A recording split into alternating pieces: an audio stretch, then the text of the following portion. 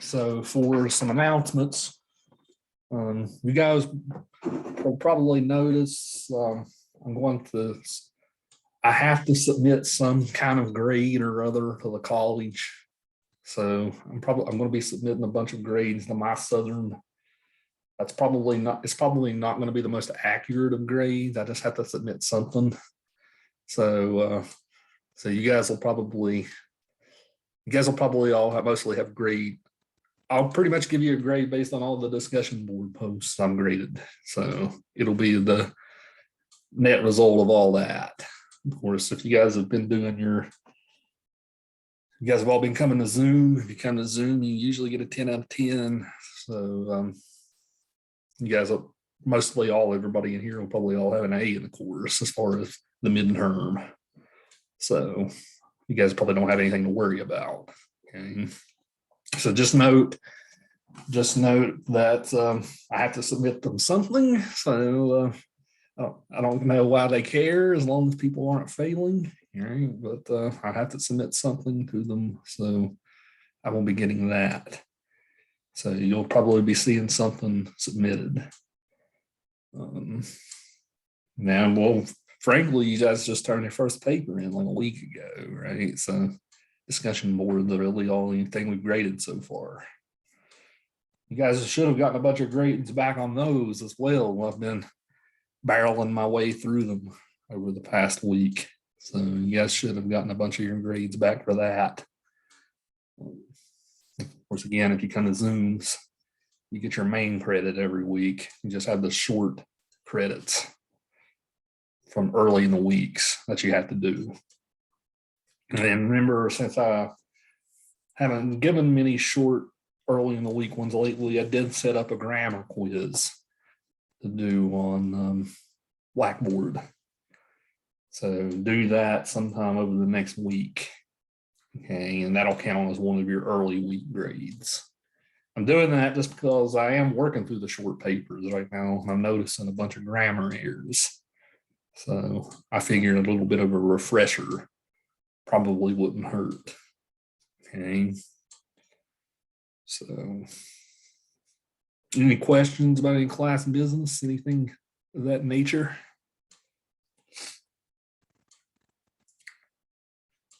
Yeah, so when do you think you'll have all the short papers graded? I've been slowed down a little this week, but I should have them back to you by Monday-ish. Okay. Yeah, I have them all printed out. I've started them, but yeah, Monday I'll probably scan them and send them all back to you. And once you guys have those back, you will have a chance to revise them. So if you didn't get an A on your first time or whatever, you can revise them and get a better grade. So yeah, that's how that'll work. I will allow you a revision opportunity. Probably next week, I'll probably assign short paper 2. I'll probably assign that next week too. It'll be questions on either Dracula or Frankenstein. You can pick an essay prompt off of one of those, whichever book you like more. Okay, so then the week after that, we'll start Haunting a Hill House. Okay. So probably the week we start Haunting a Hill House, I'll probably also start introducing you guys to the research paper process as well. So the first week in November, when we talk about the Haunting a Hill House, I'll probably start going over that. So after we finish the Haunting a Hill House, the class really morphs into a writing class from there, from a lit class. It's more of a writing class, and it'll last a month. Okay, so ideally, the type of thing you'll be doing for your final paper, you'll probably be building off one of your shorter papers, or you might get an idea, right, that from one of our discussions that you might want to run with, right? So any of the things we've been talking about in this class, right? If any of the things we've been talking about, you could ideally do a research paper on it.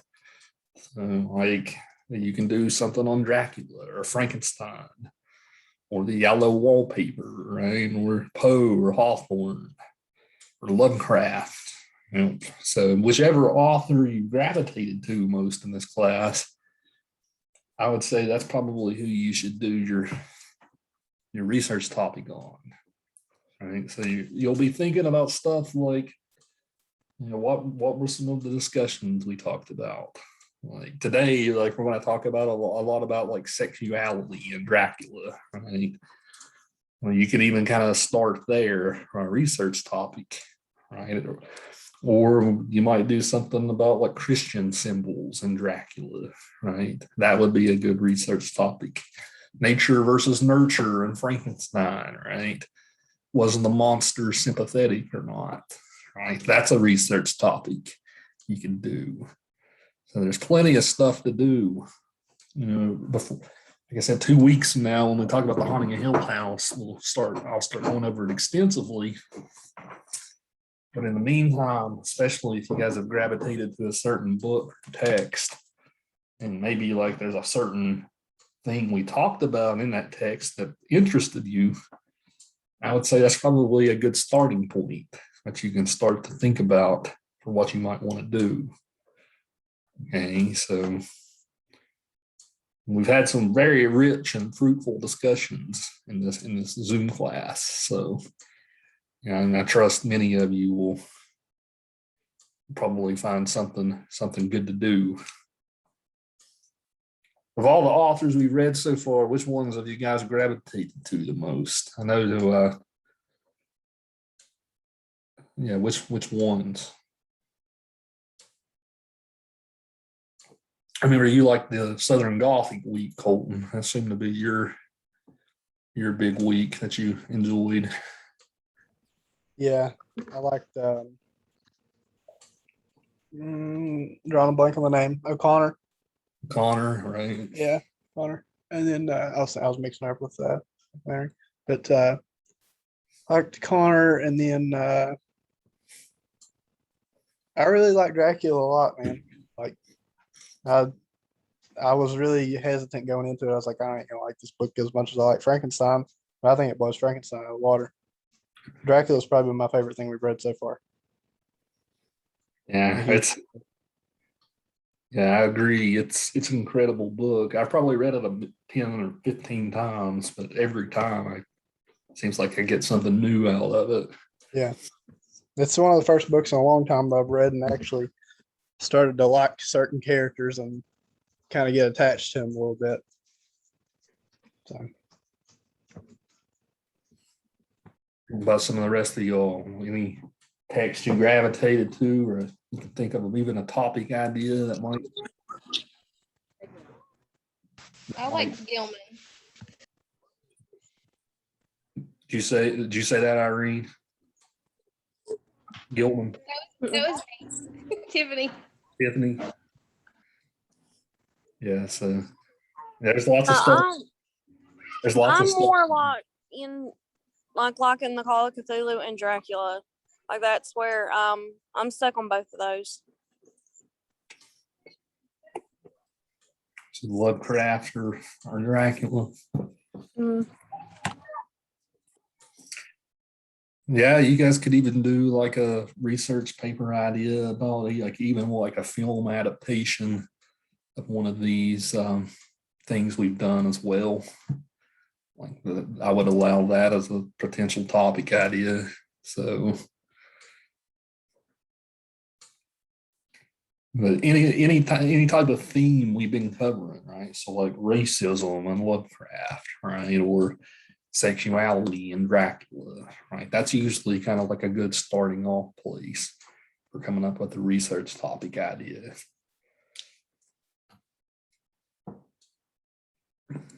So, yeah, something to just keep in the back of your head over the next couple of weeks. Right? What would be something you would want to write about in one of these texts and even read research about? I have I spent some dough over the past week and got, I don't know if you guys can see it thanks to my background. I got this big fancy edition of Dracula. It has all these scholarly essays in the back of it. Some of the ones that we have, I'll just thumb through the contents. Some of the scholarly essays in this one.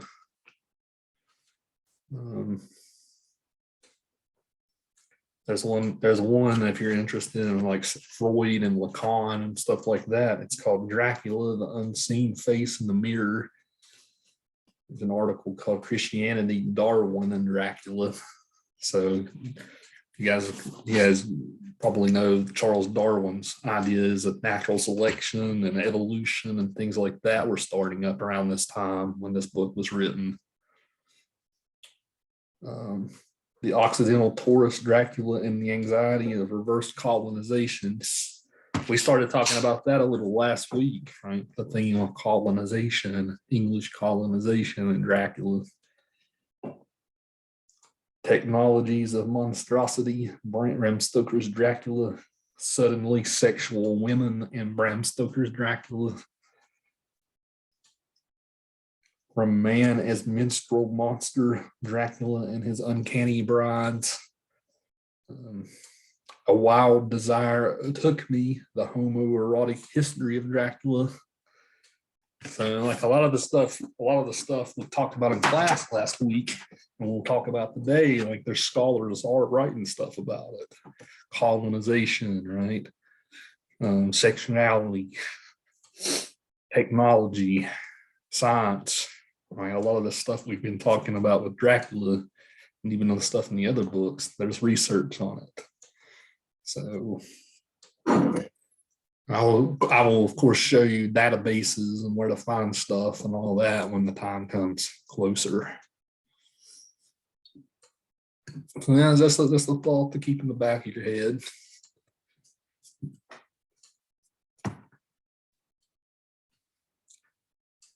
So let's go ahead and start with Dracula then. So like I said, there's lots of stuff that happened in our reading for today. We're definitely going to be talking a lot about Lucy and what happens to her, right? But about 2/3 of the way through the novel now. So what's your hot takes? How's the reading experiences going with Dracula leading up through today? We also have a new character, right? Van Helsing. Right? We were definitely introduced to him today. So how's the reading going?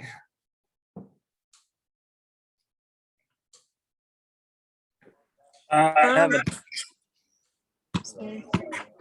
haven't had the time to actually read it. I put on the audio book, and I want to say I'm about 7 hours into it.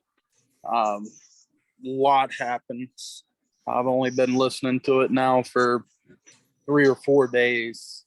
Yeah, I'm right at the section where they killed the girl because she turned into a vampire, and they were going to chop off her head and remove her heart.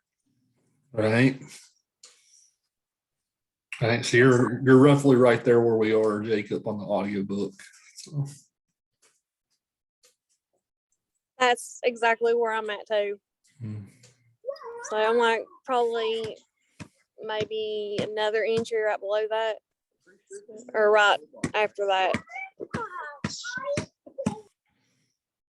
What do you think, Jacob? I remember last week we hadn't gotten to read any of it yet. How's the story going for you? Are you getting into it? It's cool, I kind of like how cryptic it is. It is a lot like a puzzle. A lot of it's to be determined. You're not getting loads of information from the letters, but you're getting enough. For me, it is a little difficult to follow what's going on, and it's probably where I'm just not reading along with it. I'll probably end up giving it another listen. It is a really good audiobook, lots of different voices. I'm still trying to figure out which character's which. Van Helsing and the Doctor and Dracula, of course, I can spot those guys out. And there's one of the women, starts with Nina. a C.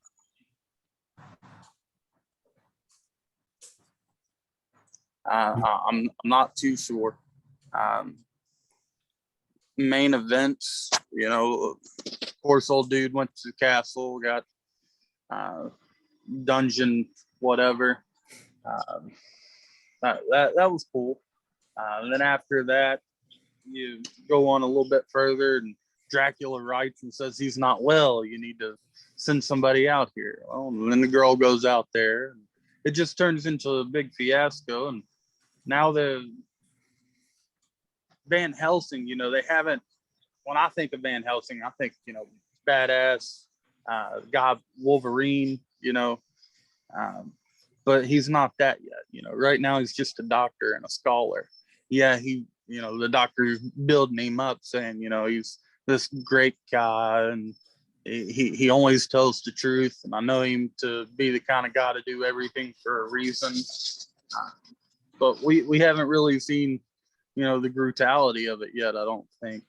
The worst thing that happened so far is they cut off her head and took out her heart. That was the big old stopping moment for me.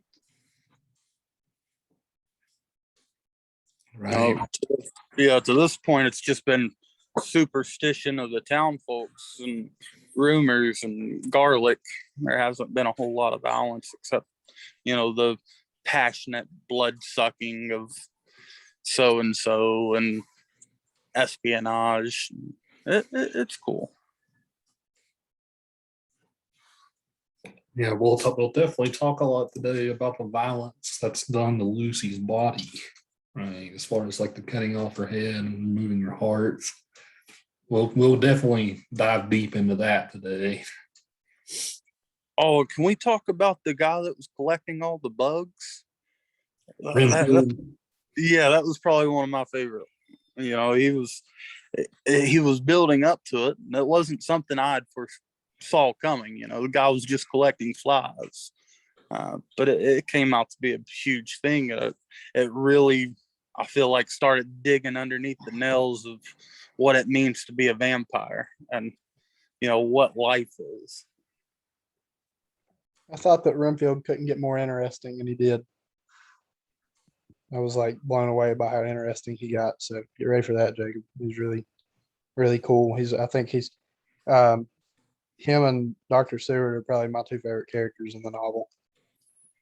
So I like Arthur a lot too, but I think Dr. Seward's by far my favorite character, and his relationship with Renfield. And then when he eventually, it's not a big spoiler, but he eventually introduces him to Van Helsing and the rest of the gang, but it gets really, really interesting with him. He's cool. We might as well go there, Colton. What about Renfield? Tell us about Renfield's arc, where it's going with our reading. He gets so intellectual. Like he breaks free of, because like right now I don't really know why he broke free of his insanity and why he's acting normal.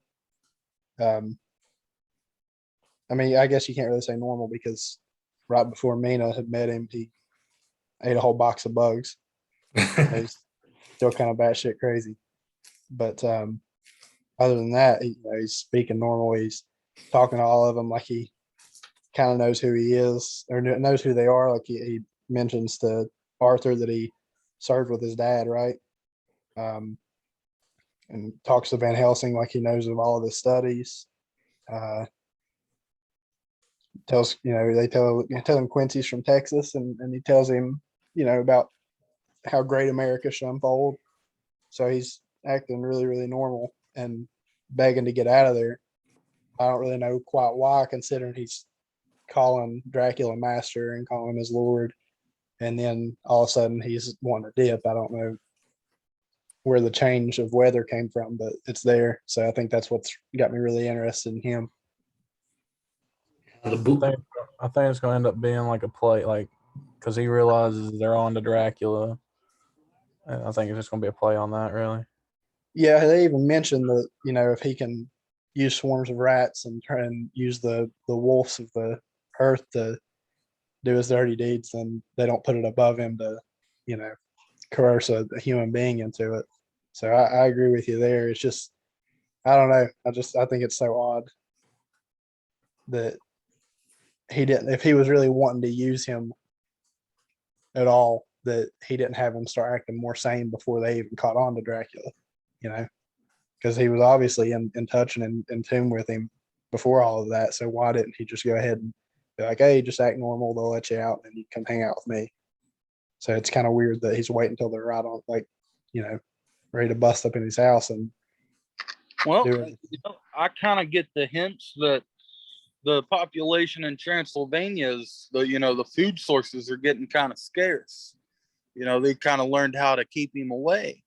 And I think all this is going to be a big play to get more people there, or for him even to leave the country to go to England at the beginning of the story. I think he's looking into solving a food crisis. Well, when he's in London, I don't know if I read past where I was supposed to today because I didn't check my chapter on the audiobook, but whenever when do they go into the church? Is that after where we were supposed to stop reading? Yes, I think so. Really? Okay. Well, I have an idea that he's got multiple houses in different parts of London and literally spread all across Europe, and that he's just bouncing around from place to place. Because when Van Helsing gives his description and basically tells everybody the history, it makes me think that that's what he's been doing for thousands of years, and now they finally caught on to it. That makes a lot of sense. So, yeah, I think that he's acquired as much property as possible, and he keeps acquiring more property until eventually he'll have a spot to feed whenever he pleases. And then when people start getting hot on his trail, he can skip next town and do it again, and next town. I thought that this is totally off topic where we're at, but I thought that the story with the toddlers and the children with Lucy was really, really interesting. I thought that was neat. Blue for a lady. Yeah, what you explain that for me, because I didn't understand the term being used. Is that like That's just a Cockney term for beautiful. Oh, okay. Mm. Gotcha. Yeah, and it makes sense why the kids will be like, okay, I'll go hang out with her. She looks like a nice lady, because they talk about how beautiful she is all the time. And she's wearing what she would have worn in her funeral attire. So she's probably dressed in her best. So if I was a little kid and I saw somebody out walking around, like, hey, come hang out with me, I'd probably go too. Yeah, I had to look up the word bloofer. I had no idea. I never did. I just took a wild stab at it. It was like, it means nice. I did too. I was trying to put together why they were packing like boxes of earth, like they say boxes of earth. That's dirt, right? Mm-hmm. So what they're taking that to Dracula's house so he can, because they can live underground or whatever, right? Yeah, so the rule is Dracula has to sleep on Earth from his homeland, right? So he's imported all these boxes from Transylvania, these boxes of earth, and has shipped them to England. So, okay, yeah, I think Colton, you're pretty much right as far as like where everything's going, right? Dracula is buying up a bunch of properties and sending around his boxes of earth to different ones. So he'll have a bunch of different resting places that he can go to. Yeah, I guess it makes sense because he got real hungry one day and was like, I feel like I don't know if it was part of the Netflix miniseries that I watched, because I had to stop watching it because I was getting it so confused with the novel. That's why I quit.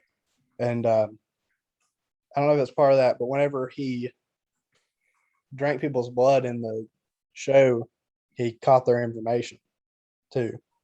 So he gained their knowledge. I don't know if that's true for Dracula in the novel or not. I can't remember if that was in there. Well, I know tell you it was in Blade.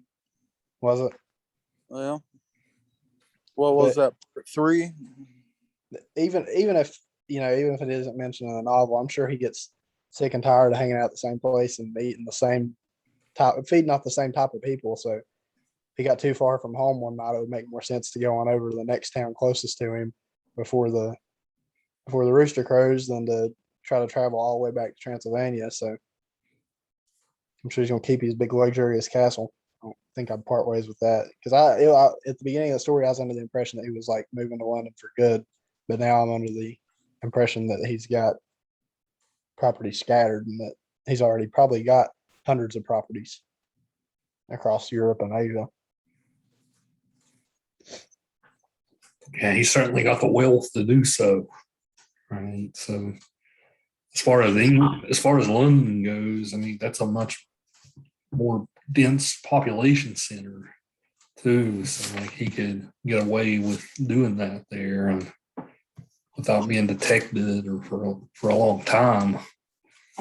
Yeah, one person goes missing in a town of 30,000 versus one person in a town of 300.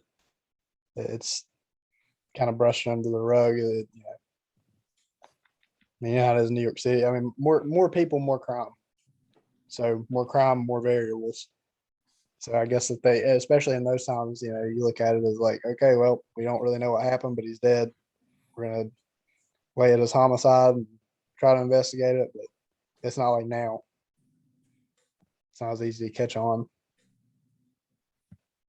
And this was the time period of like vast industrialization and urbanization too. It's like the 1890s is when people really started flocking to cities and working factories and things like that, right? The people who used to work the old farm jobs, right? A lot of those people started moving to the cities. So that's when the cities went from having 200,000 or 300,000 people to having millions of people, right? This decade of the 1890s when this book was written. London was already big anyway, because the English Empire was the biggest empire in the world. But I know especially in America, like New York City, Chicago, and all these big cities, they definitely blew up in the 1890s, especially from like a lot of like African Americans in the South, especially moved north, so moved to cities like Chicago and New York, right? Because life in the South wasn't too grand, right? So This might be a silly question, but do they have running water at this time? Ain't nobody in this novel talked about going to the bathroom or took a shower once. It's not even mentioned. I haven't heard one thing about running water. So all I can think of the whole time is they're handling all this garlic and they're running around at nighttime. I bet all these people stink so bad. That's all I could think of. But I figured they probably had running water by then. yeah, Or at least access. In London they would have, yeah. They had, this was around the time period that electricity was starting too, so 1890s. So like London was lit at night with like lots of like lamps and things like that. So electricity was a thing by this point. Yeah, I remember Van Helsing making the reference that if people generations back knew what they were doing with electricity now, they'd be put on trial for being wizards. So Right. you're probably just at the brink of everything coming together with electricity and them starting to make sense of it all and what they're doing with it, using it in medicine. And they're probably doing shock therapy at this point too, weren't they? Or starting to attempt it around that time. I don't know when that started. I know by like the 1940s, 1950s, that was the most common thing. I don't know when that started though. That's an interesting question. I told you guys last week about the insane asylums. They were starting, like that was starting to become a big thing around this time as well. Yeah, we're right to point out all this technology, right? Electricity, even like blood transfusions. Right? Blood transfusions are is a big technology in the novel. As we guys know now, like you can't anybody just can't transfer blood to somebody else, right? You got to know their blood type. So all these, they didn't have any understanding of blood types when Stoker wrote this novel. So like Van Helsing's kind of like taking a risk, even like, okay, you Arthur, give your blood first, and then doctor, do you do it? Now I'll do it. Right? He's definitely taking a risk as far as the science goes, just because they didn't have an understanding of blood types and things yet. Do you remember the first time that you read the novel? Probably back in high school. Yeah. I think there was a piece of me whenever Seward was questioning his faith in Van Helsing, wondering if he could have been the one that was the cause of all this. Like, I think there was a piece of me too that kind of was like, yeah, he could, I mean, he was running blood transfusions between all of them. He definitely could have been poisoning Lucy during the time being, making her sick. So I thought that part was pretty neat that he actually called him out, because I'm sure a bunch of people read the story and be like, what if one of these guys is actually the cause behind it? And then, Dr. Seward points out that it could have been Van Helsing there for a minute. Yeah, he's very secretive, right? He doesn't, like, for a long time, he doesn't reveal his suspicions about her being a vampire and getting blood sucked and all this stuff. I guess he thinks people probably think he's nuts, right? So he's very careful about revealing his theories.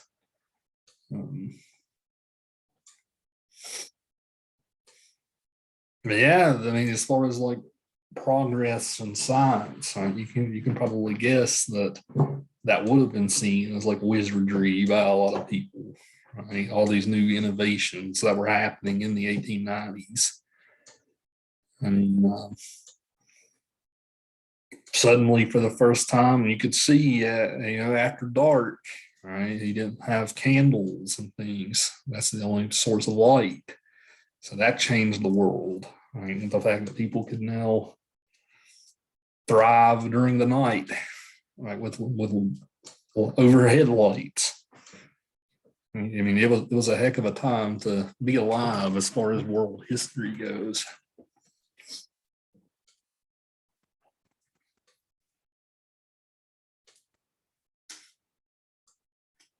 So we might as well dive into Van Helsing since we're kind of on the subject. Like Jacob, you said you had the action hero impression of Van Helsing, right? Yeah, like Hugh Jackman's Blade's what I really think, or Hugh Jackman's Van Helsing's what I really think of. Yeah, that was a fun movie. It came out around like 2004, 2005, or something like that. The Hugh Jackman Van Helsing. Yeah, it was out there. Yeah, I mean, it included, werewolves and vampires, and I think Frankenstein was even in it. Yeah. Yeah, that was a fun spin on like the old 1930s monster movies. That's what that movie was. But yeah, we get that he's a professor. He's a professor, a lawyer, and a doctor. Right. So what have you guys done with your lives? Right. He's a professor, a doctor, and a lawyer all in one. This guy. Right. So I can't imagine. I'm a professor. Like, let's just go to school for another 15 years and be a lawyer and a doctor while I'm at it. Right. Triple threat, right? But he's also a philosopher, right?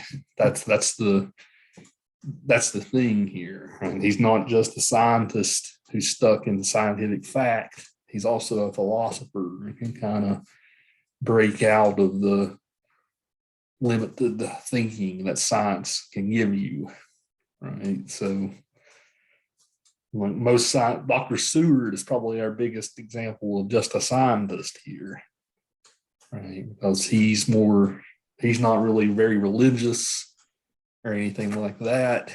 Dr. Seward's very stuck in the material world. So Van Helsing kind of has this more comprehensive view of things. Was Harker a lawyer as well? Yeah, he was. He dealt with like, I mean, I guess estates, right? People's belongings, and he wasn't like a criminal defense lawyer or anything, right? Yeah, he was a clerk. He was like a legal clerk at the beginning, and then like his boss dies and leaves him the business. So yeah, he's a lawyer who handles like financial matters and whatnot for his clients. Yeah, he's not a criminal lawyer, right? He does the business law stuff. I like Van Helsing's character though. Seems like probably the most understanding person in the novel. Probably because he's got a grasp on everything, so he can understand when people start acting weird. They're like, you're nuts. We're not doing this. Just like how Arthur started to blow up at the beginning of whenever they started telling him what they were going to do to Lucy's body, and he wasn't like, man, you're crazy. She's a vampire. We're going to kill her. He was just super understanding about it. Like, listen, I get it. I get it completely. Just calm down, think about it for a second. He's a really understanding guy. I think that's why I like his character so much, because he's not ever a massive douche to anybody. He knows a lot, right? But he's not a know-it-all, if that makes sense. Well, the rest of y'all think of this character. He's Dracula's arch nemesis, right? He's the biggest threat there is to Dracula.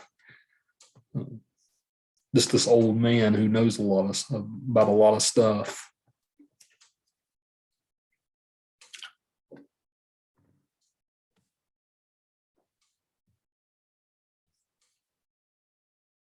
Other thoughts here on Van Helsing and what do you make of the character? And you guys think he's a witch doctor of sorts? Yeah, I can get the whole witch doctor with the transfusion of the blood, and I don't understand. Did it say he needed a soldering iron? Yep. Like, I couldn't figure out in my mind, like, what would he be doing with a soldering iron with the body?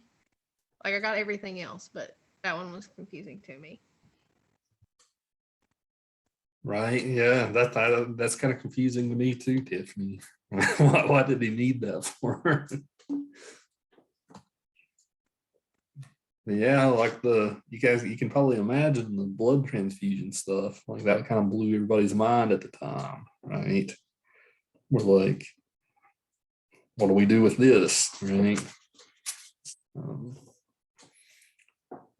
Whenever we start talking about sexuality stuff in the book today, we'll talk about the blood transfusion stuff too, right? Because there's this weird idea in the book that when you get someone's blood transfused into you, like that you're now kind of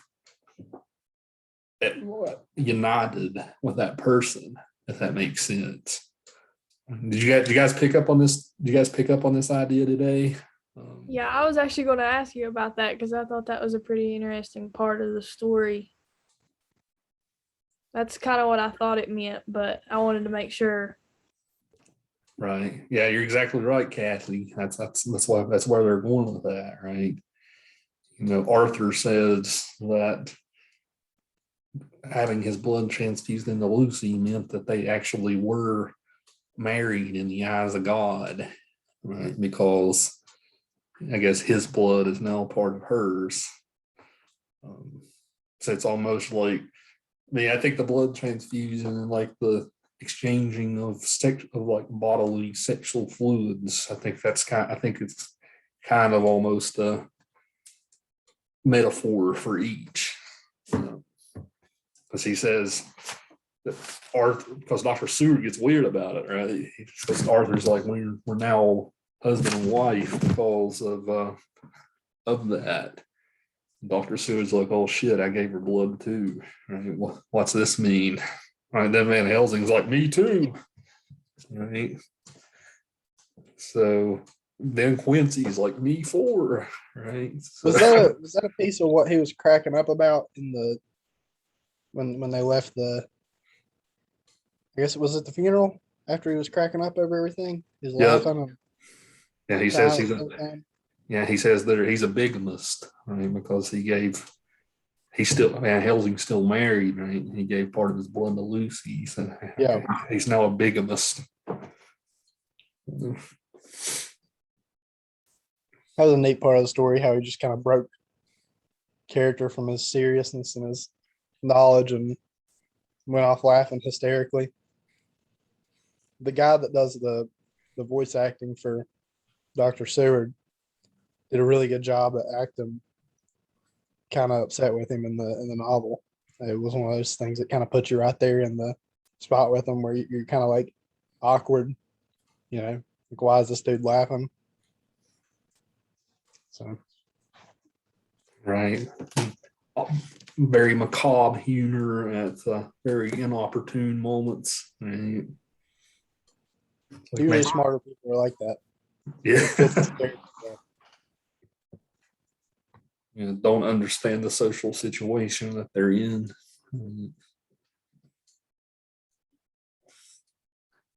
Well, that I can understand. What'd you say, Jacob? I said that I can understand. I don't do too well around people.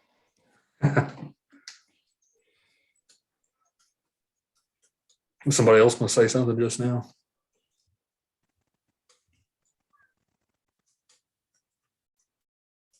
Thought I heard someone say something.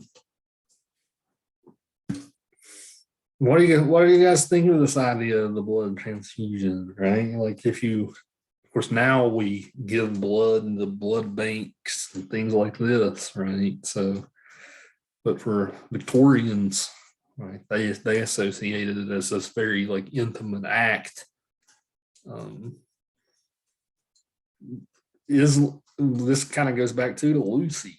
Remember last week we kind of talked about Lucy and how she's very like flirty and she has all these suitors and things like that, right? Remember the Victorian age was this age of propriety. Right? Everybody was mannered, like especially for women. Right? Women had to have they had all these rules and morals and ways that they had to dress, right? Ways that they had to conduct themselves. And this, as far as history goes, this was probably one of the most restrictive time periods to be a woman, right? Because the Victorian age had so many of these rules for women and propriety and things like that. So, but this blood transfusion stuff, right? That just adds to Lucy's breaking of the mores of the time. I guess that's kind of where I'm going with that.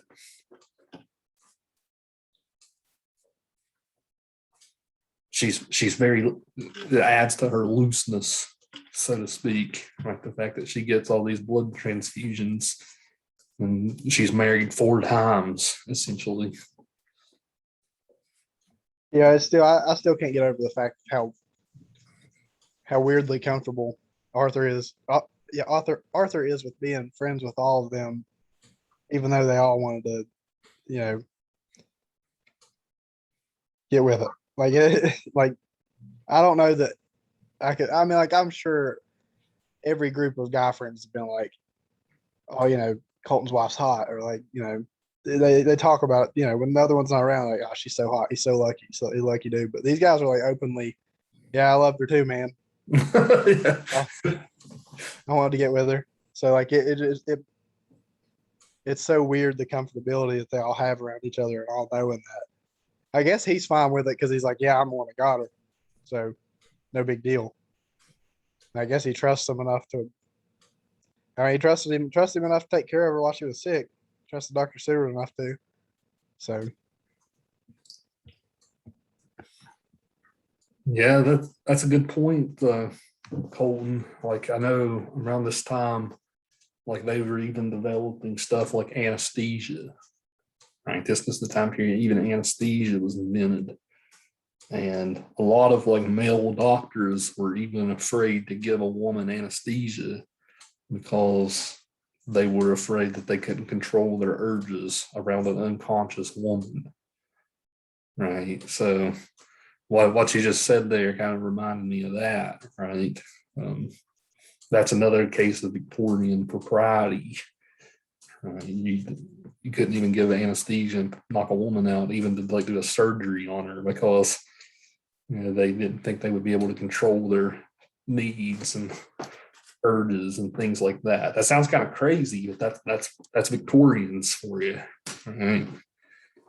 So the fact that Arthur did trust Seward and Van Helsing to do this type of stuff, right? That would have been pretty risque, even. Even like I'm watch, trying to be super mom, guys. I'm sorry. I'm listening to everything. right, to even watch her while she's sleeping, right? That's even kind of strange for this time period.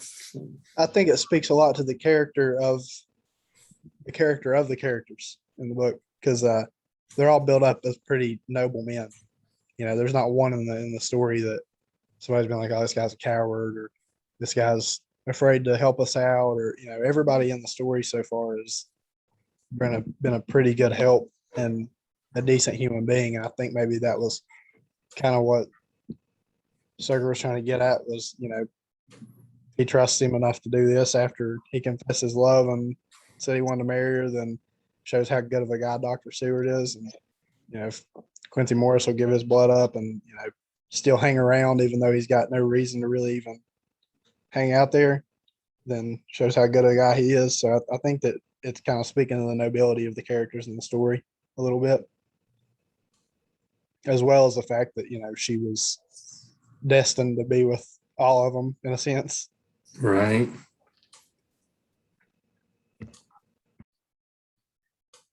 Yeah, she belongs to all of them in a weird way.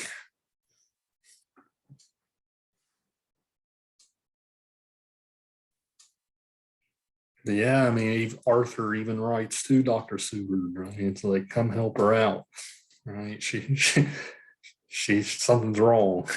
Like I know you once asked her to marry you, right? But get over that. Come help her out, right? So that took an act of even overcoming a bunch of nonsense, jealousies and stuff to even ask that, right? So just to kind of build on your point there, Colton, about all of them being noble and all that good stuff. Something else too that struck me as kind of crazy was how it's not lucky, because his fiance died and then his father died too, but Arthur kind of came into like a massive amount of wealth all of a sudden, like out of nowhere. He got all the inheritance from both sides of that. So now he's got all this property and he's named as a lord because his father's gone. So he's just all of a sudden kind of pumped up on the higher scale of society out of nowhere.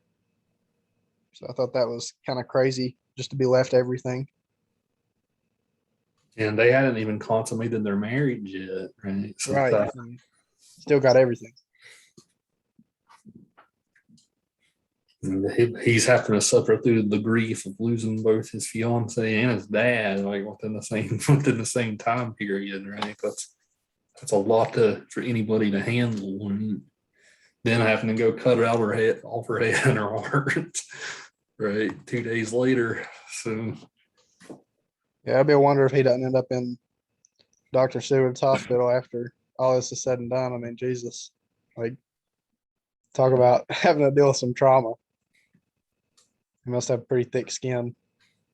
I mean, I thought he had thick skin whenever he actually, they actually went and did everything. So it surprised me that he was down for it in the story. But I guess if you're being faced with the fact that your fiance is walking around feeding on toddlers, and then you kind of look at it in the sense of, what's the greater evil here in the end, killing her, after she's already pretty much dead, even though she's still walking around, or letting her continue to wreak havoc.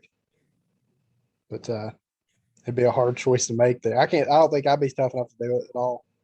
I don't think I would.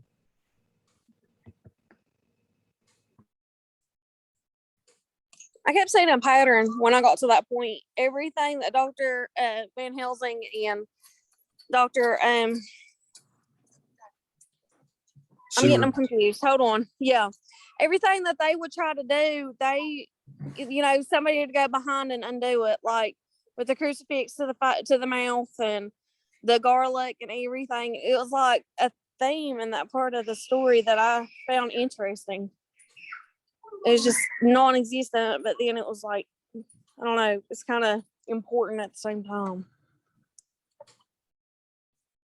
Yeah, I think it's a good point, Irene. I mean, like, Lucy gets her blood sucked at one point, right? Because Van Helsing's like, finally I can get a night's sleep. And leaving this garlic up in the window. And then the maid comes by and like takes not the maid, it was the mom, right? The mom comes by and takes the garlic out. She's like, it stinks in here.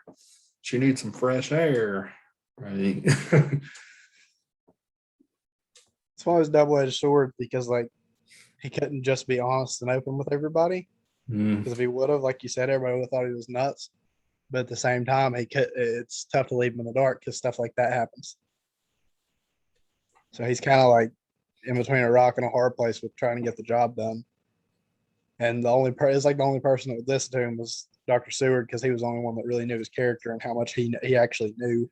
And he was getting the very small amounts of information that Van Helsing was giving out.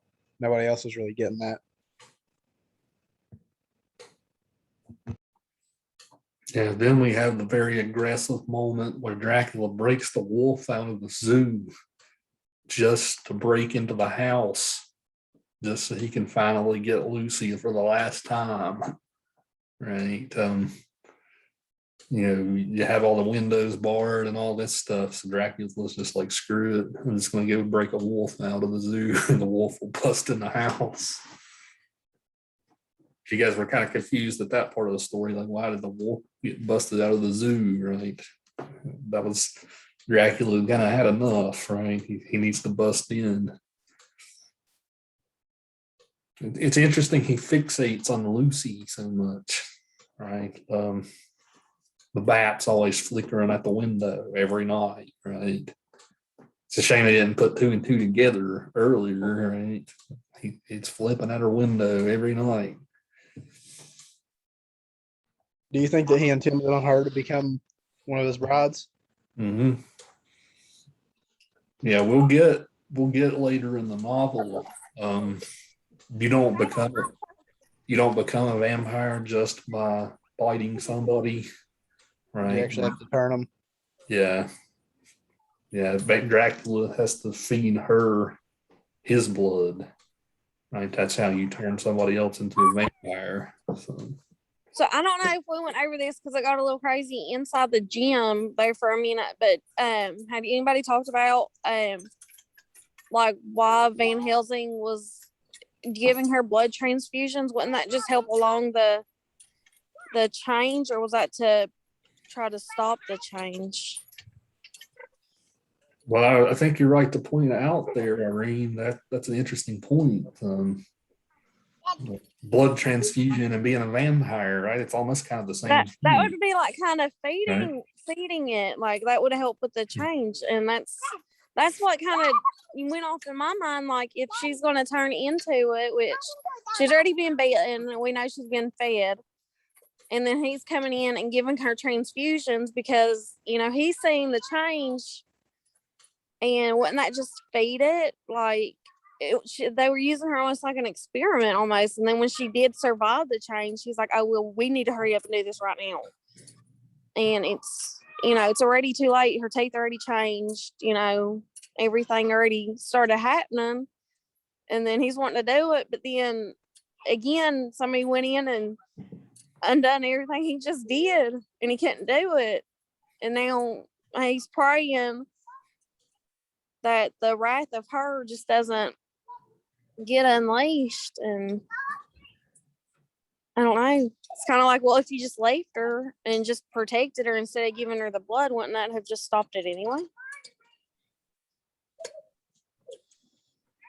Right. That's a good point. They're almost like feeding her as like almost like she is a vampire, right? Before she even does become one.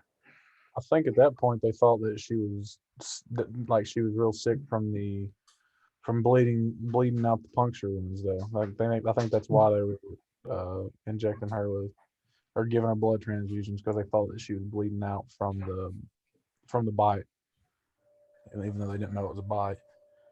Yeah, I guess Van Helsing didn't really have any kind of clue until the very end there that was the end goal was for her to turn. He probably just thought that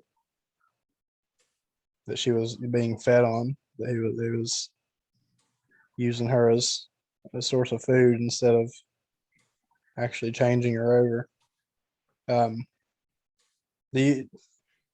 I'm still confused. This goes back to last week, but I'm still confused as to why the fact he didn't ever take his opportunity with Arthur and start, or not Arthur, with Jonathan Harker and start feeding on him.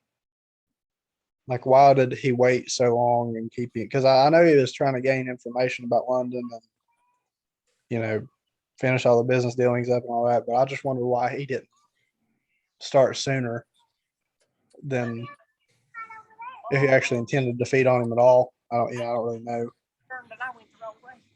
Well, the Dracula in the book, at least, the miniseries is different. That's what we'll talk Yeah, about. that's why I was Yeah. I was kind of, because I saw the miniseries and I was like, well, was he? But he didn't do that to Lucy. You know, he didn't vet her and, you know, feed her and get to know her and you know, do all this stuff where like he did with Harker.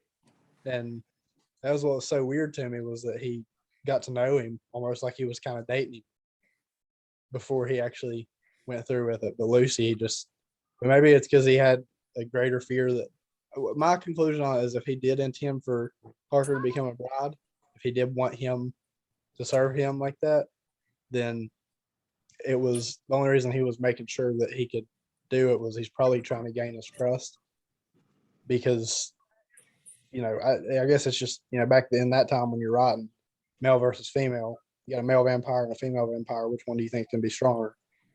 You know, it's just the way things were looked at back then. Maybe he was thinking, maybe I shouldn't turn him without vetting him first to make sure that he's not going to flip out and destroy me, you know, because he didn't really have any challengers. Nobody was really facing off with him. Maybe that was his thought process, was this is why I probably shouldn't just jump and do it.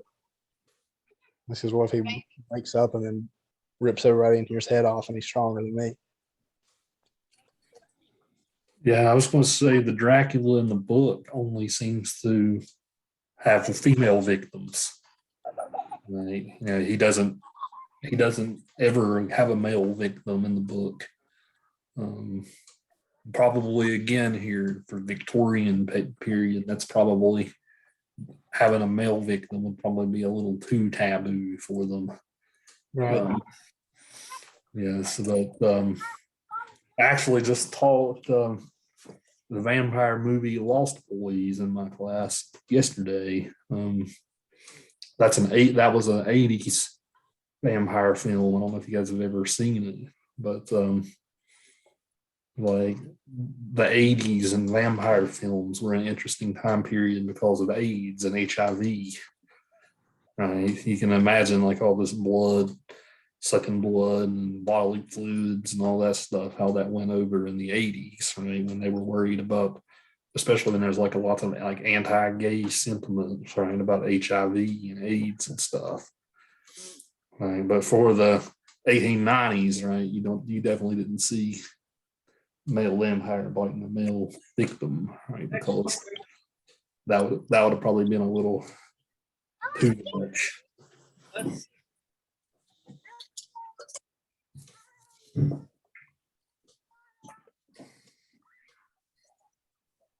Tiffany said maybe he desired loosely sexually is why he didn't wait. Yeah. Yeah, I think that's probably something that I think that's you're on there, Tiffany. I agree. If they can't control their impulses with anesthesia, imagine Mhm. what somebody of that strength and power, you know, he's probably done it for thousands of years. He's just like, okay, I'm gonna do it now. And he knew he couldn't That's, unless he turned her. yeah, that's what I was thinking too. And when Harker sees Dracula again in London, right, Dracula's again stalking another woman. Right. So I guess at that point he had already, fed on Lucy.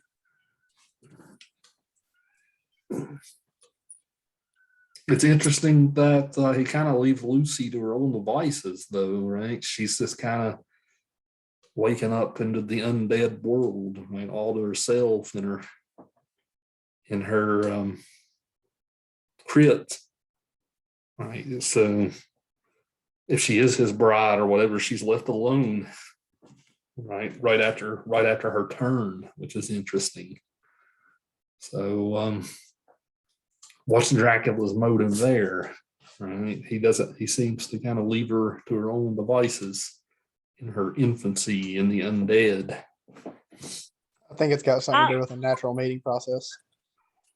He probably didn't want her to know that he was the cause. Therefore, she would reject him because she's like, oh, now I'm not normal. It's because of you. But if he just walks up and he's like, hey, I'm like you, then it's a perfect buffer for them meeting. There's less hatred toward him for that. Because I was wondering the same thing. Because I clicked on the wrong chapter when I went back, and I actually caught, because I was trying to slide through, and I caught that part of it. And the only thing that I could think of was, just like Harker, he wanted to see what she would do. I think, like, because all of his others, he kind of took them in and made a little covenant or something with them, a family. And he never just turned them and then let them go. I think that's why he wanted to know so much about London. I think he wanted to see what she would do after she was turned. Mm. And because he was kept away from her that whole time, and like before, because of the intervention with Van Helsing. So I think that's why he left her. Yeah, that question's never really answered in the novel. That's definitely just left for us to speculate on. You think that creating more vampires will create more competition, right? For even himself, for food and whatnot. Maybe he figured London's a big enough place where it wouldn't make much of a difference.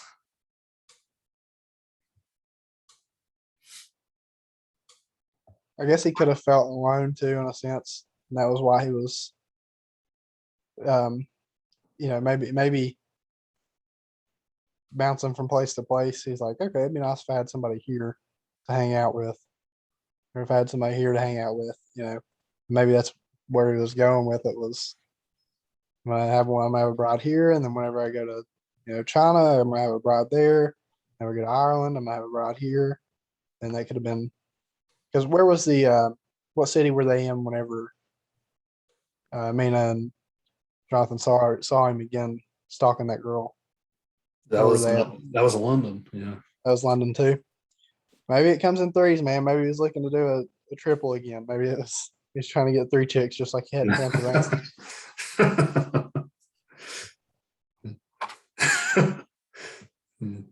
Tiffany wrote LOL. Well, I mean, think about it. If you're a guy vampire, and you have all this power and control, I guess it would make sense not to go out and want to turn guys, because like I said, there's more competition. That's somebody facing off with you. And you just turn a bunch of chicks and be like, yeah, I'm the oldest one. I know what I'm doing. I know how to help you guys out. You know, I know how to make sure you don't get killed or people don't catch on to you. I'm in control of all this, and you guys have to listen to me, especially in that time period when guys were, looked at as superior to women. So, as a male vampire, that's probably what you would wish, is to have a bunch of female servants, so you don't have to worry about any kind of conflict with them, except for maybe them getting in fights with each other over you. But they're vampires, so what's going to happen? Right. He does leave his 3 brides behind in Transylvania. Right. So they don't follow him to London. They still stay at Castle Dracula. Bet they weren't pleased when they found that Jonathan wasn't there to feast on. I'm sure that they weren't. I don't think they're allowed either to turn someone. Right? Only Dracula in this story is allowed to turn someone.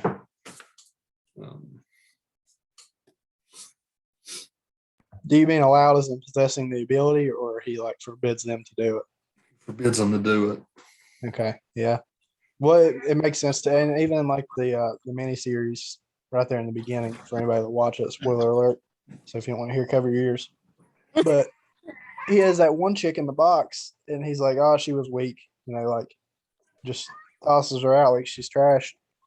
And I guess if you're young in that state and you're hungry, Lucy was going out every night, you're sucking blood out of toddlers, and you're just leaving them lay on the side of the street. She wasn't even making sure that they got home, so there was nothing suspected of it. She was just out, and there was newspaper articles about her already. So, she wasn't covering her tracks any at all.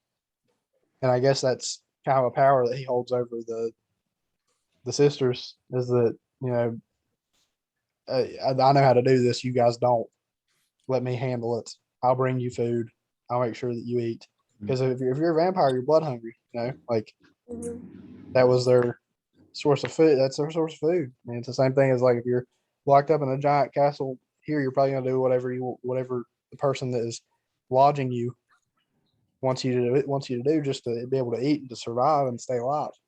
And I assume as a vampire, being supernatural and as strong as they are, that their bloodthirst is probably a lot more powerful than what our thirst for, or our hunger for food, normal food is. They're more primal beings. So I'd say that he probably held a massive amount of power over top of their head, and he probably liked that. That's another reason he probably went after women, was because he could keep them, tucked down and under his thumb. Right.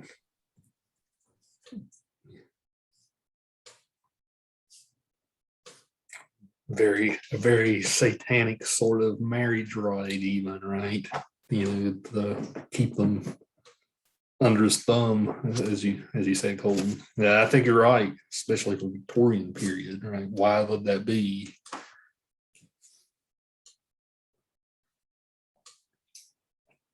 Now, Lucy, we do get it here. Lucy's not really that powerful yet. I mean, like, one sign of the cross, right? She's done, right? She gets back in her coffin, right? So it's kind of weird. Like, she becomes vulnerable even then, right? She just goes right back to her coffin again, goes back to sleep. She doesn't really put up a fight, so to speak. I think that's a testimony to how powerful Dracula really is. Because he's combating those signs and those type of things in his pursuit of Lucy, just to gain another bride. He's going out of his way to get into there and to finish her off, basically. And like you said, Lucy just kind of sheared away from it instantly. And then, just like in the Netflix series, I keep looking at my TV like you guys can see my TV. Why not? But just like in the Netflix series, he stands outside of that gate at the nunnery, and they're holding it up, but he doesn't like run in fear of it. He's just like, "Yeah, you're right. I can't even come any closer. It's there." but that's all you're going to be able to do to me is just sit there and hold it. I can't wait to talk about that with y'all next week. But the reason I why, want everybody to watch it. It's good. Yeah. It's good production. yeah, the reason why he's repulsed by the cross in the miniseries. There's a whole explanation for that. That's not in the book. I think it's pretty cool.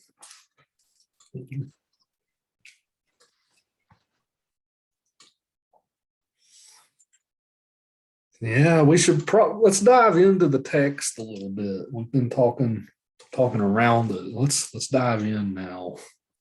I especially want to look at the passage where they see Lucy outside of a crypt. There's some really interesting passages here that I think we need to take a quick examination of the text on. It's in chapter 17. Let me find it here.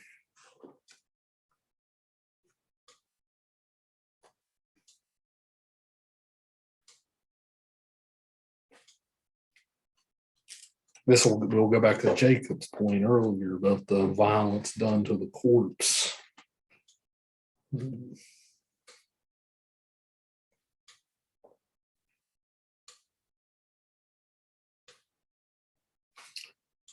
Chapter 16, rather. Chapter 16. Pretty close to the end of the chapter, right before chapter 17.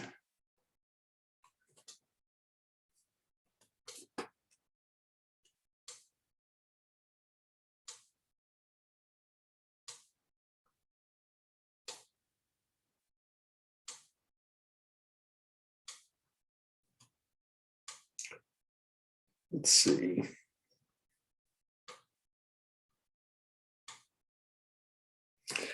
Yeah, so I'll read to you guys a couple of passages. I'm sure our page numbers are different, so I can't really advance to a page number. I'm going to start with a passage about a couple of pages into chapter 16, and then I'll read you another passage pretty close to the end of chapter 16. But the first passage starts with when Lucy dash. I call the thing that was before us Lucy because it bore her shape, saw us. She drew back with an angry snarl, such as a cat gives when taken unawares. Then her eyes ranged over us. Lucy's eyes informing color, but Lucy's eyes unclean and full of hellfire, instead of the pure, gentle orbs we knew. At that moment, the remnant of my love passed into hate and loathing. Had she then to be killed, I could have done it with savage delight. This is Dr. Seward narrating, by the way. As she looked, her eyes blazed with unholy light, and the face became wreathed with a voluptuous smile. Oh God, how it made me shudder to see it. With a careless motion, she flung to the ground, callous as the devil, the child that up to now she had clutched strenuously to her breast, growling over it as a dog growls over a bone. The child gave a sharp cry and lay there moaning. There was a cold-bloodedness in the act, which wrung a groan from Arthur. When she advanced to him with outstretched arms and a wanton smile, he fell back and hid his face in his hands. She still advanced, however, and with a languorous, voluptuous grace said, "Come to me, Arthur. Leave these others and come to me. My arms are hungry for you. Come, and we can rest together. Come, my husband, come." There was something diabolically sweet in her tone, something of the tingling of glass when struck, which rung through the brains even of us who heard the words addressed to another. As for Arthur, he seemed under a spell, moving his hands from his face. He opened wide his arms. She was leaping for them when Van Helsing sprang forward and held between them his little golden crucifix. She recoiled from it and with a suddenly distorted face full of rage dashed past him as if to enter the tomb. So interesting passage here. Yeah, Arthur feels this. So he uses the word voluptuous here a lot, right?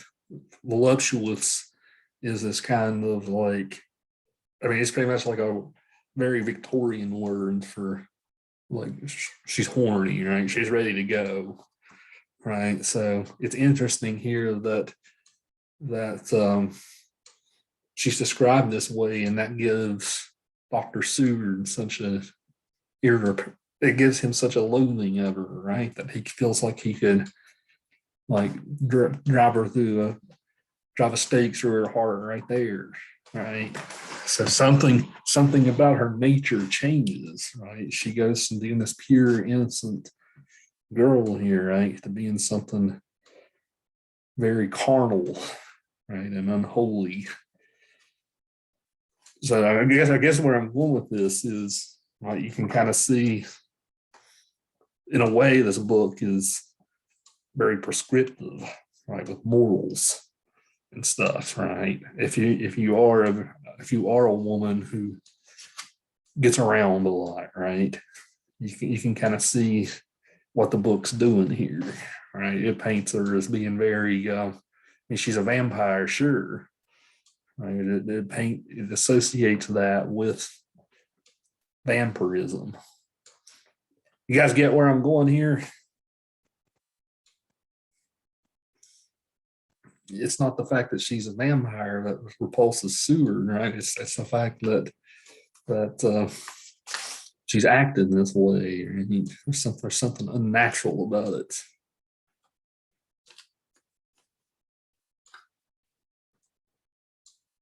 And then the act of actually deforming her, of killing her as a vampire, there's some interesting language here too.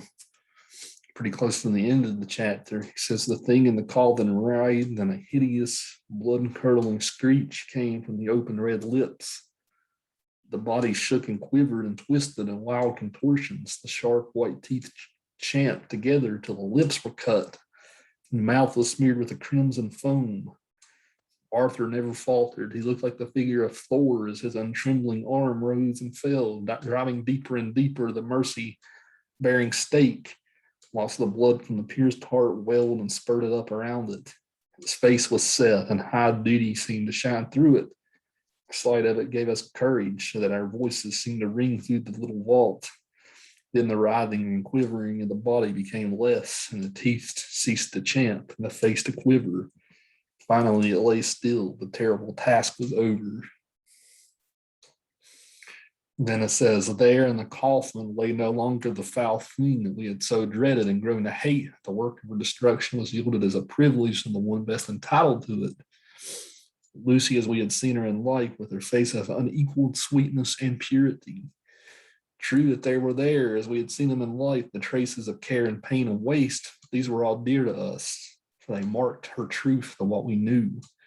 One and all, we felt that the holy calm that lay like sunshine over the wasted face and form was only an earthly token and symbol, and the calm that was to reign forever. So the passage that I just read you there, right? Just the act of driving the stake through her heart, right? She quivers. You get, I don't have to spell it out for you here where I'm going with this, right? That's almost, that's a very like sexual act, right? That's even happening here, right? She's reacting to it. So, and then afterwards, she's again pure and holy again, right? So, I'll read your comment here, Colton. Yeah, you change the context to the beginning of that passage and you got a vampire dirty flick, right? Yeah,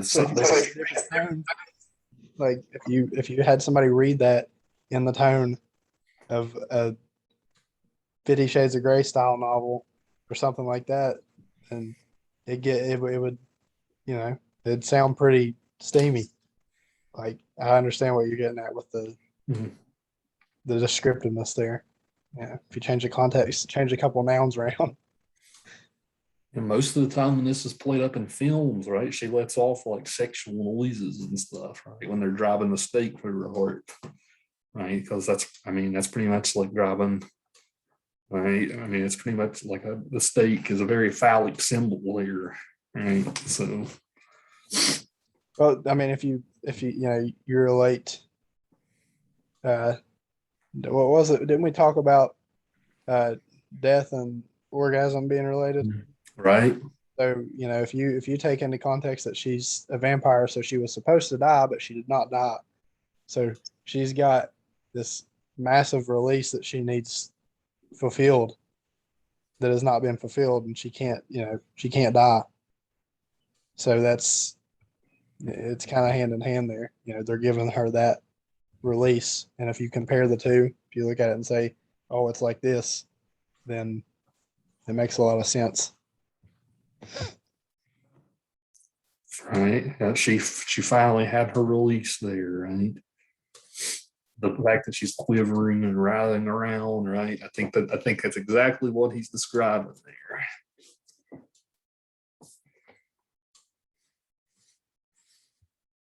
Yeah, I guess I don't know if the rest of you all expected to be talking about such matters today, but here we are, right?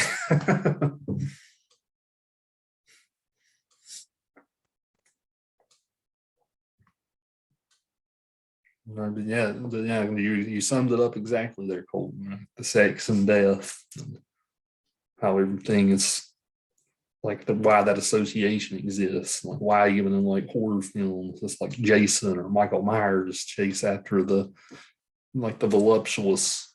I'm using Stoker's word here. Why does he chase after the voluptuous chicks? I mean, well, the virgin is always the last one to live. Right? It's that idea. I think it's connected too, in a sense that, like they talk about it. Well, Harker even calls Dracula the devil himself. And if you associate that with sin and, being immoral, then when you get turned over, then it's probably like everything that you do kind of correlates with evilness. And if you're of faith and you believe exactly what you're supposed to be doing. So, like you said, when she kind of gives off that, for lack of a better word, she gives off that hoish vibe. Everybody can see that it's not her personality, and that it's something evil that's taken over her, because that's not who she was or who she acted like. And then it definitely would, I guess, be repulsive if all you know somebody as is a bad person. I'm not saying that describes somebody as a bad person. That's a life choice. You can do whatever you want. But in these times, if you're a guy looking for someone to marry, and the person you fall in love with, you probably fall in love with them because they're pretty noble person. They don't get around, and they're a suitor. They're good for you. It's a good pick. Their reputation's good, and then she comes out there acting like that, then it would probably be like an instant switch off. You'd be like, oh God, I don't like her. And that's probably why it made Dr. Seward so mad, was because it's like, was she faking all along? Was she really this innocent little girl, or was she really wanting to just get down and dirty with everybody? It raises the question, right? I mean, Yeah. like, being a vampire, does that just release like her inner id? Right. Right. Like, does it block out all of the good that you had in your heart from the get-go, and just allow you to be primal and go with your instincts, and that's it? Because it seems like that's what she was doing, was being instinctual. And if it takes all the goodness out of you, takes all the life, if you want to use a analogy there, if it takes the life from you, because even Van Helsing keeps saying, she's not living, she's just undead. There's a difference there.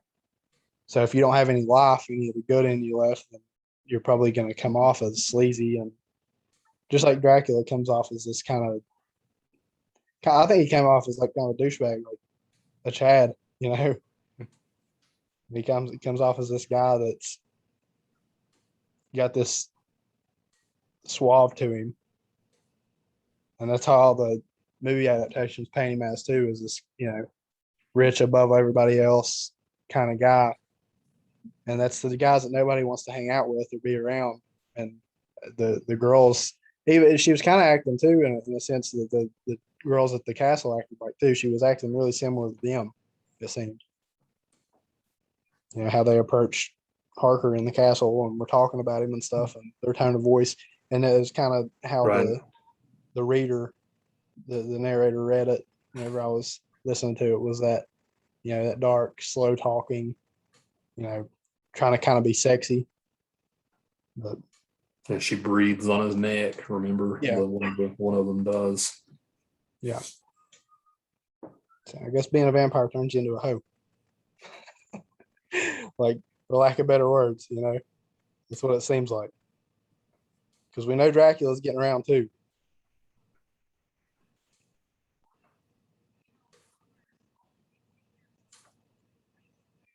Right, yeah, if we bring the Freudian psychology stuff into it, right? The id and the ego, right? Isn't it the ego that controls the id? I think. Yeah, so Dracula's got a very, very large ego, it seems.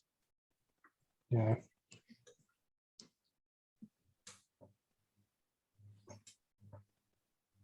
we haven't heard from a bunch of y'all today. Where's our tailors at today? You guys normally dive into this. What do you all think of all this stuff? Or Haley even.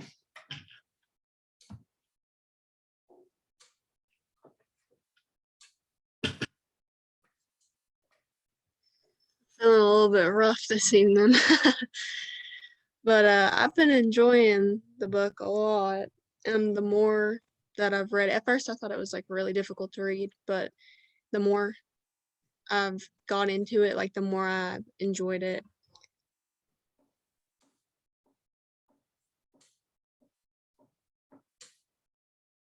Okay, what do you I honestly have to agree with what Taylor just said. So you guys are still, once you guys got used to the epistolary novel form, right? It became pretty easy for you. I don't know. It's been tough for me to follow. No, I like reading a book for what it is, and have to do all this guesswork. It kills me. What do you think about all this stuff me and Colton have been talking about, Jacob? I could level with it. I could see all those being possibility. It's one of those things I'm really going to have to listen, read to, 2 or 3 times before I really can make up my mind what my opinion on it is. I don't want to give it to you right now because I'm just catching glimpses.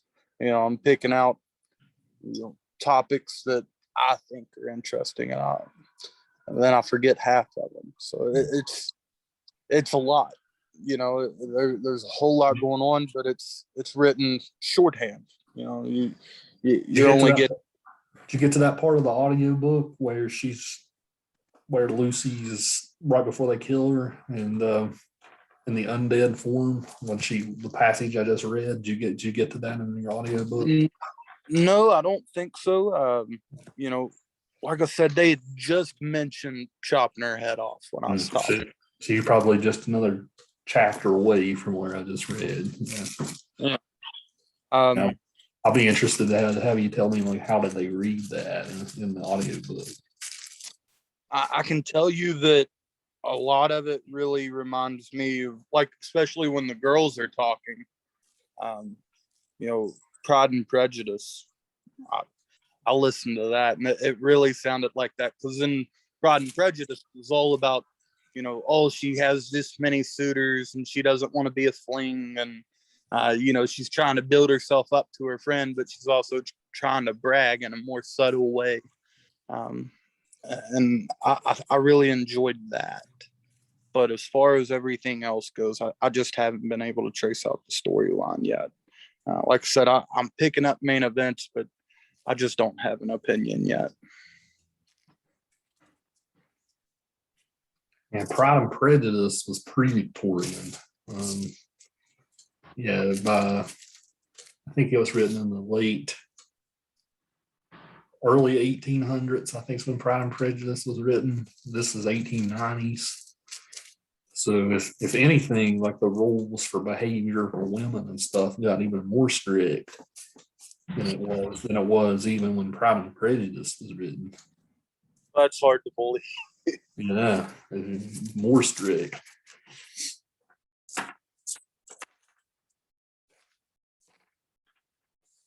Yeah, but this book sold copies, right? Why did it? Well, a lot of the stuff that we've been talking about, right? This book is what's the best word to use? Titillating in many ways, right? As far as, I mean, these kind of themes. I think that's part of like why people have always gravitated to this book, especially for its time, right? But at its time, nobody had ever read anything like this.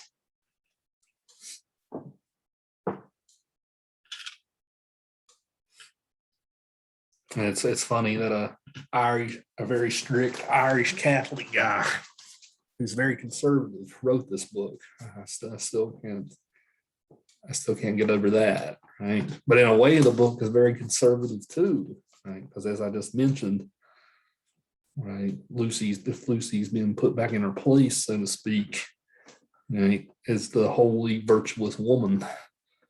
Right? In a way, the book is very conservative in that way. It's prescribing behavior, right? I think that the vampire as a monster is so appealing to people because it's different than the rest of it. You know, they're described as like youthful whenever they've eaten, and they're kind of sexy and kind of sophisticated, whereas most of your monsters are, you know, horrifying and gross, grotesque. You know, like werewolves weren't sexy until, you know, Twilight. Like that was the first time anybody was like, oh, I like the werewolves. You know, before that they were just big hairy beasts like that were disgusting. They're scary. They're actually scary.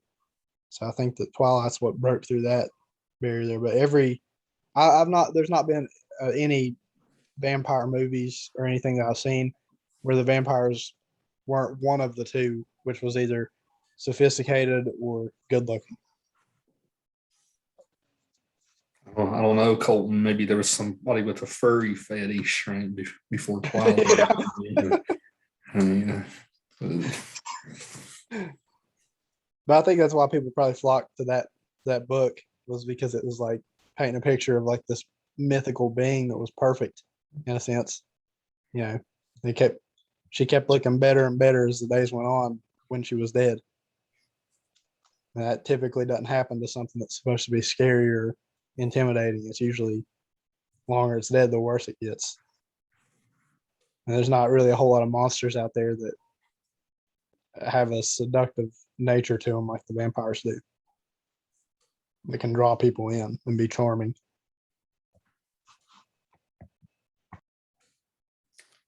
Yeah, the werewolf is a interesting thing too. We're not going to talk about them much in this class, but like that's a very like primal thing too, right?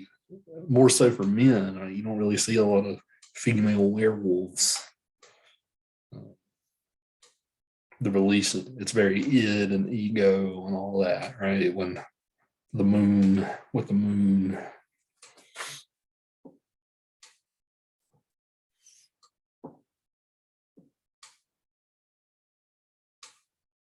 And one of my favorite old horror films is the 40s Wolfman. That's a great film. Very good film. But you know, as far as like vampires being sexy and stuff, right? Like even in the 1930s, when Bela Lugosi was the first like iconic Dracula, like women were like sending in like their underwear in the mail and stuff like that, right? I mean, something even then back then for, of course, you guys know Bela Lugosi, right? He's like the Count Dracula we associate with in our pop culture, right? He's on like the cereal box, Count Chocula and stuff, right? That type Hotel Transylvania, right? That sort of image of Dracula was from him. But like even back then, like they found that Eastern European accent and all that stuff like very alluring.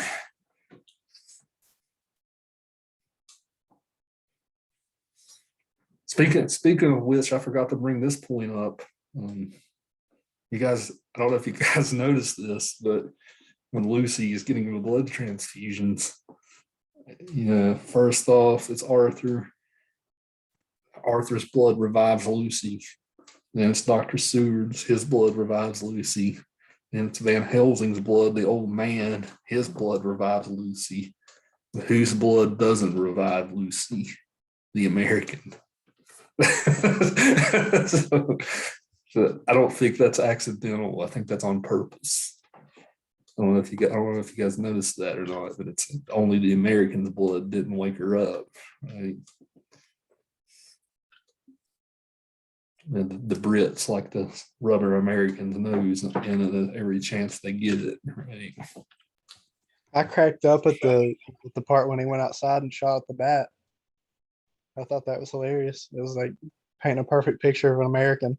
Right. Pissing me off. I'm gonna go shoot it. We're gun happy over here. Yeah. Right?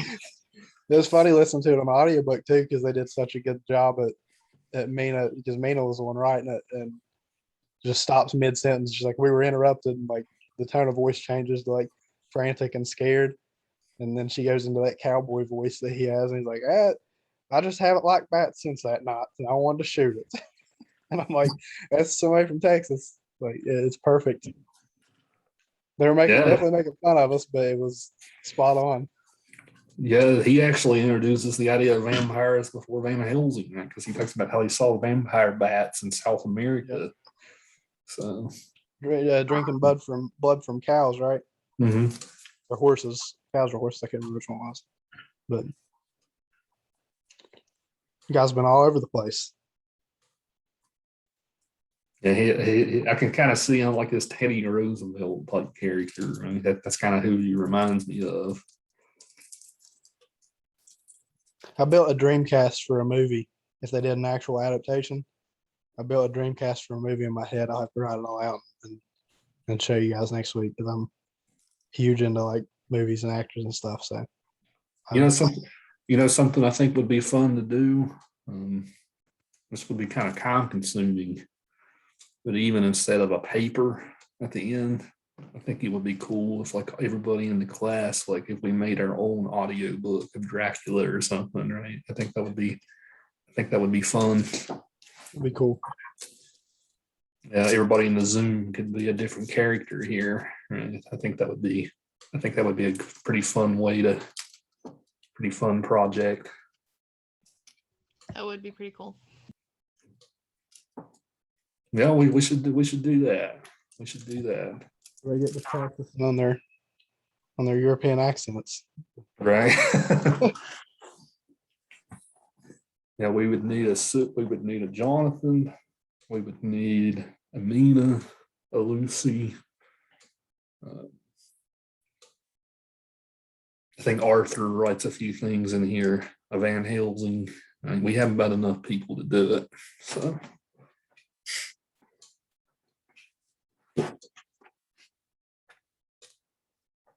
yeah, trying to think of who else. Yeah, Lucy and Mina are our main female characters here. Yeah, something like we ought to do something like that. That'd be fun. I would let you all out of writing a paper if we would do something like that. So that would be a fun little digital humanities type of project. That's a big thing now, is the digital humanities, right? Doing projects like that to spread the humanities out to more people. Right? Take them away even from just like the college classroom and making them available on places like YouTube and whatnot.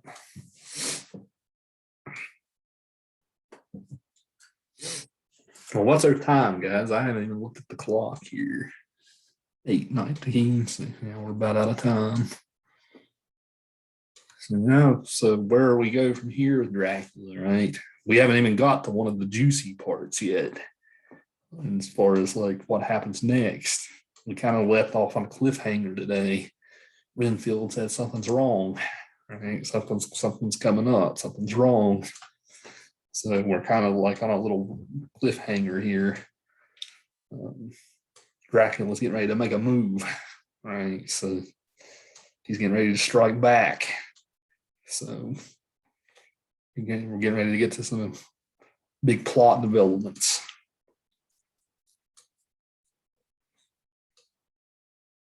Yeah, you guys can probably guess where it's going to go from here, right? He's being very, he especially is warning Mina, right? So you can probably guess who's next up on the list.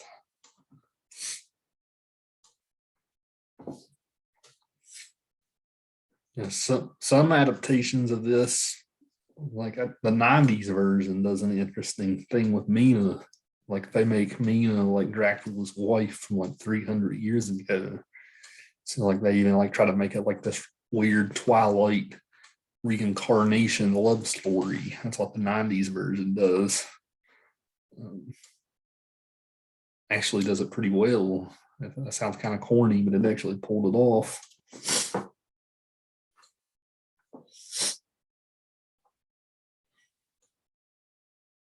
Yeah, well, I'll definitely look forward to the next week, finishing off as well as talking about the mini series with you all.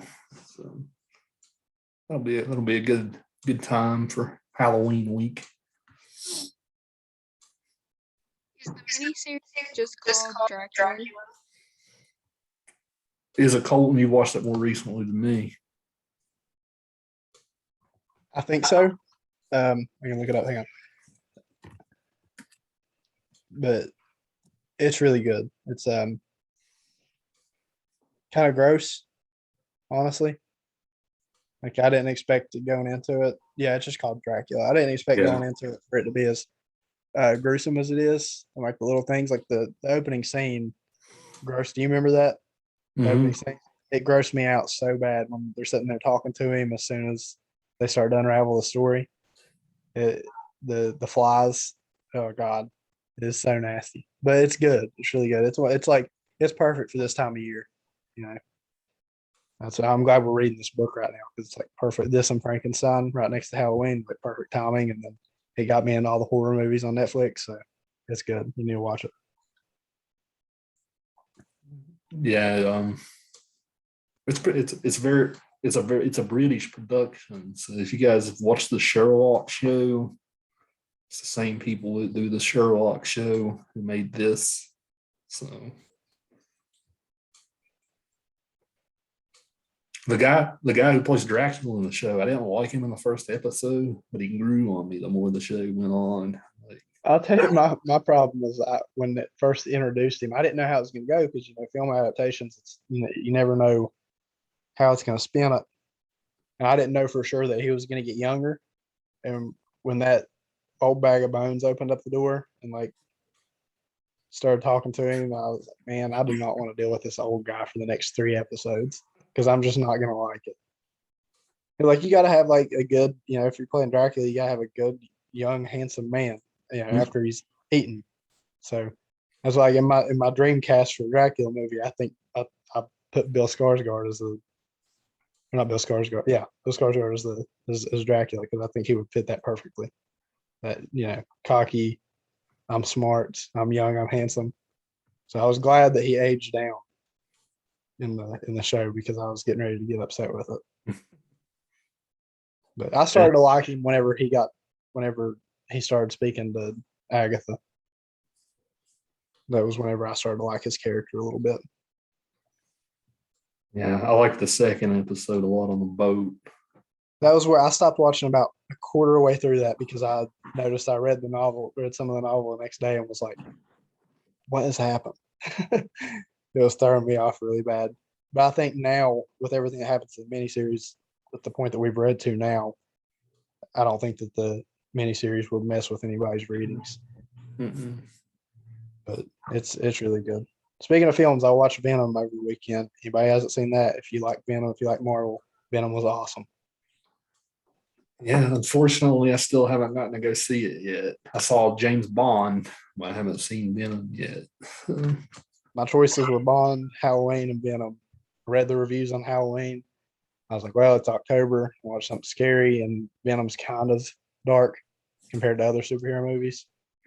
Like, I'm gonna go watch Venom, and I'm glad I made that choice because I've heard everybody tell me that Halloween's a waste of time. And I'm not like a massive Michael Myers fan, so I'm gonna go see that one. I'm gonna go see that one this weekend and then Halloween. So, Every Michael Myers movie they put out it's recycled crap at this point. that's me. I'm not like a huge fan of him, so I was thinking it's gonna be the same thing because everything the past 4 movies have been the same thing. I get it, like the basis behind all of it. I'm just not a Michael Myers fan like everybody else. He's not my favorite slasher. You know, I think they just need to put it up on a shelf for a while, give it a few years, and then they can bring it Well, back out. well, they're getting ready to reboot Scream too. So, That's gonna be good. I like those. I do too.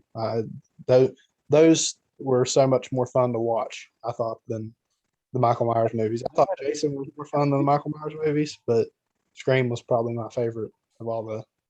That and Nightmare on Elm Street were my 2 favorites for the slasher films. They had a TV series on Scream a while I back. didn't watch it. Did you watch it?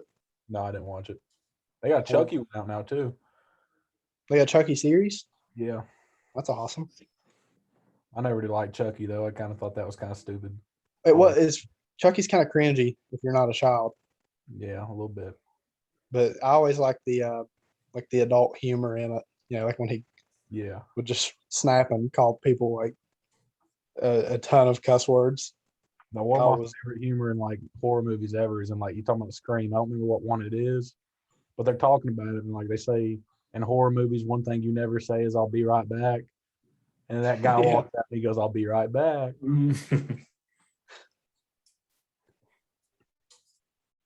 I like Yeah. Scream. The best Halloween film is low key Halloween 3 Season of the Witch, which is the only one that doesn't have Michael Myers in it. People rejected it at the time because it's like this stupid because it doesn't have Michael Myers in it. I've never watched that. Oh man, it's so good. It's really messed up. Like you watch that. I've never watched it through. Like when it's on around Halloween time and I see it, I just turn it off. Yeah, give it a shot. It's a really dark, messed up movie.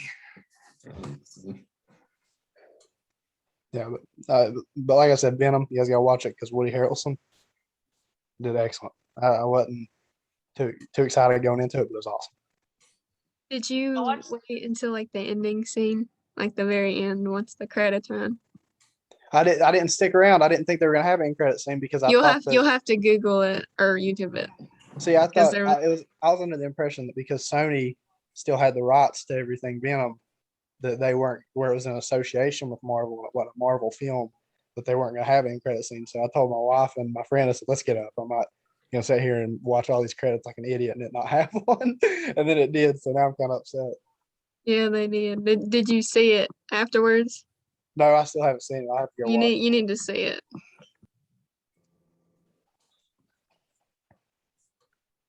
Yeah, I'm definitely going to go check it out sometime soon. I want to rewatch the first one first before I do. Dude, Tom Hardy's so good in those movies. I liked him in Inception, but Venom gave me like a whole new love for him. I thought he did wonderful. I liked him in Mad Max. He was good in that. Yeah, I liked him in Lawless. yeah, he was in Lawless. That was an awesome movie too. Yeah, He was him and Shia LaBeouf. I love Tom Hardy, but he was a very bad Bane. I'll say that about him. Yeah, His Sean Connery voice in Batman playing Bane, I just couldn't get past that. have you guys watched the new trailer for the new Batman? Yeah, I did. I haven't watched the new trailer yet, but I saw it advertised today on IMDb, and I saw somebody describe it as it's got this like old school kind of crime, like noir. Is that the way you say that word? Noir. Yeah. Noir. Yeah, it's got that kind of vibe feeling to it, and I think that makes me a lot more excited about Robert Pattinson playing Batman because I think he'd do a better job in that type of role versus like the Ben Affleck or Christian Bale Batman, like the rich jerk, like the more nitty gritty kind of Batman. And hopefully they make it more of like a detective type character, he's supposed to be. Yeah. I like Christian Bale as Batman. I like Tom Hardy as Bane too. I mean, I'd like him. My favorite Batman's been Ben Affleck. I know here lately they didn't do Ben Affleck justice with the story writing. No, he. Did you guys watch the recut of Justice League though? Oh, it was too long. I wasn't spending 5 hours on it. Dude, I want to so bad, but is there any way to find it not in that film format? You know what I'm talking about? When I tried to watch it, it was in like a 4x4 or something. No, Zack Snyder made it that way. Yeah. They were like, they wanted to go with his artistic vision. I was like, oh my God, it's on my TV and half my TV's black. I can't even, it's just one of those OCD things, I guess. Did you guys see where they acknowledged Superman existed in like the Eternals or whatever?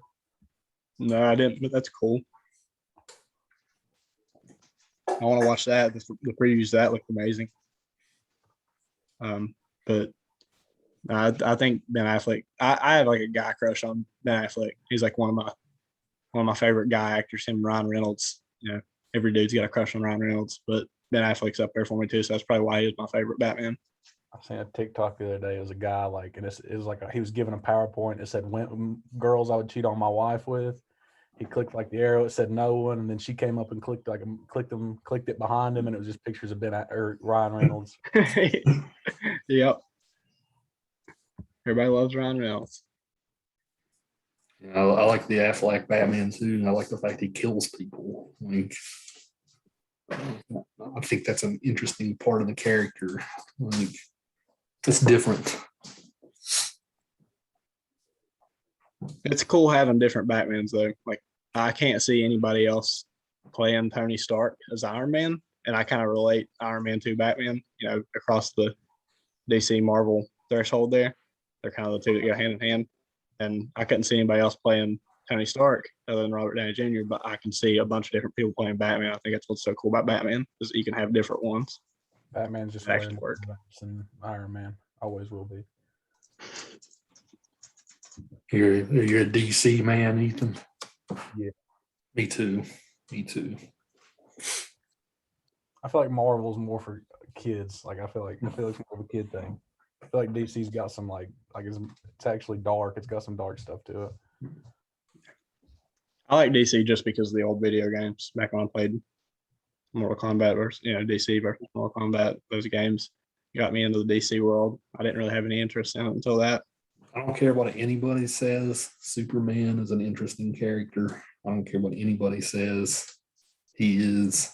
So, dude, Henry Cavill, I thought was a perfect representation of Superman. I thought he did. I think that's one of the best movie roles ever played. Which I loved him in The Witcher too, but he was incredible in Superman. Yeah. So I'm gonna get off here now. All right, yeah, Jacob. We're just kind of BSing around at this point. Well, to put my 2 cents in there, if we're gonna go DC, I gotta put a shout out to Green Arrow. I watched that on repeat for a year or so. Watched a lot of that. Watched a lot of Flash. Tried to watch the Gotham, but couldn't get into it.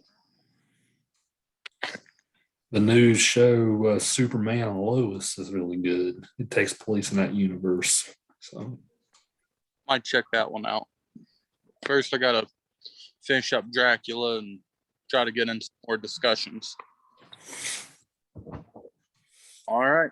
All right, guys. Well, we'll call it a night there. So we'll see you guys next week. Sorry about trying to multitask today. I was at basketball with my son and my friend texted. She's like, "Can you watch my son until his dad gets there?" And I'm like, "Yeah." So I'm sorry. You're fine, Irene. You chimed in. So all right. I'll see you next week. See you next week.